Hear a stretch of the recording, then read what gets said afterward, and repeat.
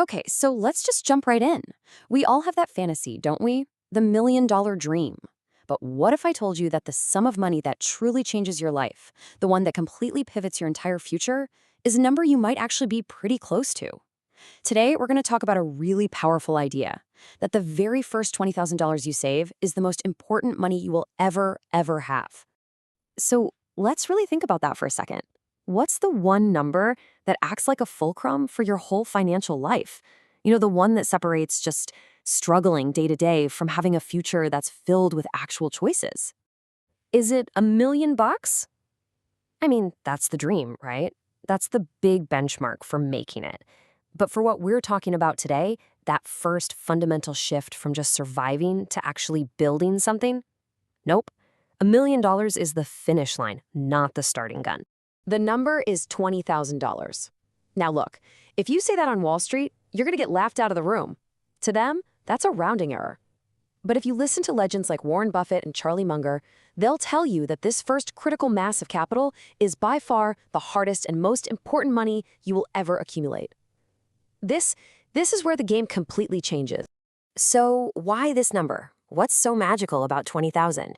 Well, to really get it, we have to look past the spreadsheets and, believe it or not, into the world of physics. Let's talk about something called escape velocity. So picture a rocket on a launch pad. It burns an absolutely insane amount of fuel in just the first few minutes, way more than the rest of its entire journey to the moon. Why? Because it's fighting the thickest part of the atmosphere and the strongest pull of Earth's gravity. It has to break free, or it just falls right back down to Earth. And that, right there, is a perfect illustration of financial reality for most of us. That zone between having zero and getting to $20,000 is your own personal gravity well. When you're stuck in it, you're not actually moving forward. You are burning every single ounce of your energy just fighting this constant, crushing, downward pull of financial stress. You are that rocket just fighting for your life. And what's so brutal about this phase is that being poor is just expensive. It's a paradox. When you're stuck in that gravity well, a $500 car repair isn't just an annoyance, it's a full-blown crisis that pushes you into the arms of a high-interest payday loan. A toothache you can't afford to get checked out, that festers and becomes a $1,000 emergency surgery. Every little stumble, every late fee, every bank penalty, it's all just extra gravity pinning you to the ground. Charlie Munger famously said the first $100,000 is a bitch. And he was right, but that was a different era. For the average person today, the real psychological barrier, that first moment you feel the gravity start to weaken its grip, it happens right around that $20,000 mark. Okay, let's move on. Because once you break free, something truly incredible happens. Getting past that $20,000 line isn't about buying nicer things. It's about a deep, profound, almost chemical change that happens inside your brain. Let's just do a quick thought experiment. Picture two people, Jack and Mike. Same job, same salary. Only one difference. Jack has zero savings. Mike has 20 grand sitting in the bank. Now, their boss comes in with some totally unreasonable demand, work all weekend, for free. For Jack, his brain is just flooded with cortisol. It's pure survival mode. Fear completely hijacks his ability to think rationally, and he feels like he has to say yes. He's trading his dignity for security. But Mike's brain is in a different place. It's in strategy mode. He can calmly look at the situation because he has a buffer. He has what our sources call refusal power. He's the one holding the cards. And this is not just a feeling. This is real. I stumbled on this research in the book Scarcity, and it absolutely floored me. It shows that the constant mental stress of worrying about money takes up so much of your brain power, it's the same as a temporary drop in IQ of 13 to 14 points. That is more damaging than pulling an all-nighter. It's not that people in poverty are less smart, it's that their brains are completely hijacked by the short-term crisis of survival. There's just no room left for long-term thinking. So here's the big takeaway. We have to redefine what wealth actually is. It is not about the yachts and the fancy cars. True wealth is waking up in the morning and having control over your time. It's that simple, profound freedom to be able to say, I can do whatever I want today. That first $20,000, that's your ticket to the show. It literally buys you back your own mind. Okay, so you've bought your brain power back. You've escaped the gravity well. Now, the mathematical magic can finally kick in. This is the moment that tiny, hard-packed snowball you've been working on finally starts rolling downhill all by itself. So why is $20,000 the critical mass? Well, just look at this. A really great 10% return on $1,000 is $100. That's a nice dinner out. Psychologically, it doesn't really move the needle. But that same 10% on $20,000, that's $2,000. That's not dinner, that's a mortgage payment, that's a month of rent. All of a sudden, your money is now a silent partner, working right alongside you, paying one of your biggest bills of the year.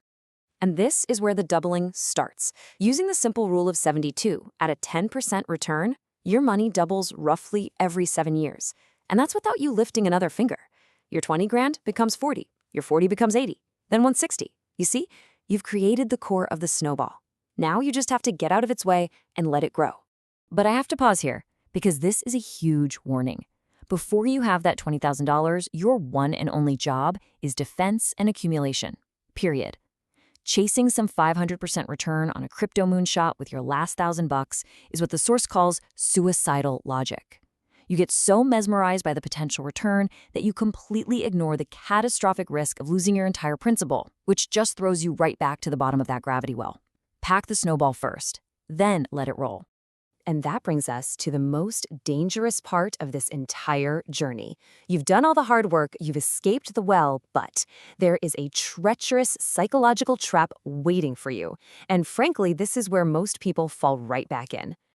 In astrophysics, there's this concept called the Great Filter. It's this hypothetical barrier that stops intelligent life from becoming a galaxy-spanning civilization. For our purposes, the Great Filter is that overwhelming, all-consuming temptation to spend your first major chunk of savings. This is the moment that will make or break your entire financial future. And there are two massive forces trying to pull you back down. First, there's the internal one, the reward trap. Your brain is screaming, "I've sacrificed for years, I deserve this." You see that new car? And hey, the down payment is exactly 20 grand. The second you sign that paper, you've just slaughtered your golden goose. And then there's the external force, the crab bucket effect. You know, when one crab tries to climb out of a bucket, the other crabs pull it back down. Your friends, your family, they might subtly, or maybe not so subtly, try to pull you back down at their level of spending because your discipline makes them feel uncomfortable about their own choices. So how do you get through the filter? You have to burn this mantra into your brain. You have to tell yourself over and over and over, this money is not a reward for my past. It is the down payment on my future. You don't grind up your seeds to make one loaf of bread. You plant them so you can have a harvest for the rest of your life. Congratulations! If you can do that, you've passed the filter. Your 20 grand is safe. So now, let's get tactical. Here's the specific blueprint for turning that all-important first $20,000 into the next major milestone, $100,000. This is how you set up your money for the next phase. First, you need a bulletproof vest. That's $5,000 to $10,000 in a high-yield savings account. It is untouchable. Its job isn't to make you rich. Its job is to let you sleep at night. Next, you need your soldiers. That's the other 10 to 15 grand. Put it in low-cost, broad market index funds. Just stop trying to find the needle in the haystack, buy the whole haystack. And finally, take a little slice, maybe $1,000 for an asymmetric risk. And the absolute best asymmetric bet you can make is on yourself. A course, a certification, a new skill. The downside is limited to $1,000, but the upside, a higher income for the next 40 years, is basically infinite. And finally, a very, very stern warning. This is the death list. 3 things that will send you right back to zero in an instant. 1. Do not use leverage or margin.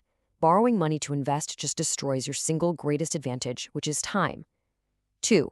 Do not touch complicated financial products you don't understand. And 3, and this one might be a bit counterintuitive, do not buy a house at this stage.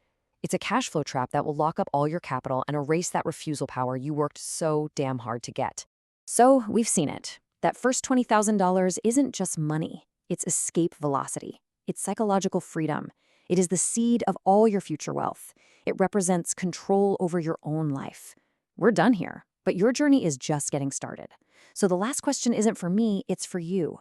What are you willing to sacrifice starting today to buy your own future?